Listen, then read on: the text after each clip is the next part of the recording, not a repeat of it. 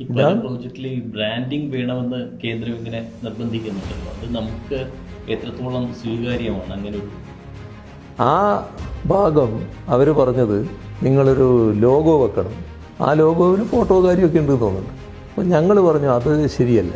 അന്ന് ഈ 4.5 ലക്ഷത്തിലധികം ഒന്നും ആയിട്ടില്ല വീട്, 3 ലക്ഷത്തിലധികം തോന്നും ആയത്, 4 ലക്ഷത്തിനടുത്തെത്തുന്നു. അപ്പോൾ 3 ലക്ഷത്തിലധികം വീടിപ്പോൾ ആയിക്കഴിഞ്ഞു. അന്ന് പറഞ്ഞതാണ് ആ വീട്ടിൽ ഒരിടത്തും ഞങ്ങൾ ഈ ഒരു ലോഗവും വെച്ചിട്ടില്ല, ആരെയും ഫോട്ടോ ഇല്ല. ആ വീട് അവരതാണ്. അവരുടെ അഭിമാനത്തെ ചോദ്യം ചെയ്യുന്ന ഒന്നും അതിൻ്റെ മുമ്പിൽ പ്രദർശിപ്പിക്കാൻ പാടില്ല എന്നാണ് ഞങ്ങളുടെ അഭിപ്രായം. പക്ഷെ അവർ നിർബന്ധിച്ചു നിന്നു. അവസാനം ഒരു ഘട്ടത്തിൽ അതിൻ്റെ ബന്ധപ്പെട്ട മന്ത്രിയുമായിട്ട് സംസാരിക്കാനിടയായി. അപ്പോൾ തീർത്ത് പറഞ്ഞു അങ്ങനെ ഒരു കാര്യം ഞങ്ങൾക്ക് അംഗീകരിക്കാൻ കഴിയില്ല, അപ്പോൾ സഹായം തരാൻ പറ്റില്ല എന്നൊരു സഹായം തന്നില്ലെങ്കിൽ വേണ്ട ഞങ്ങൾ വെക്കും, ഞങ്ങൾ ഏതായാലും ഈ കാര്യം ചെയ്യില്ല എന്നിപ്പോൾ തീർത്ത് പറഞ്ഞിട്ടുണ്ട്. അവരാണ് പുനരാലോചിക്കുമെന്നാണ് പ്രതീക്ഷിക്കുന്നത്. കാരണം ഒരു ന്യായവും അതിനില്ല.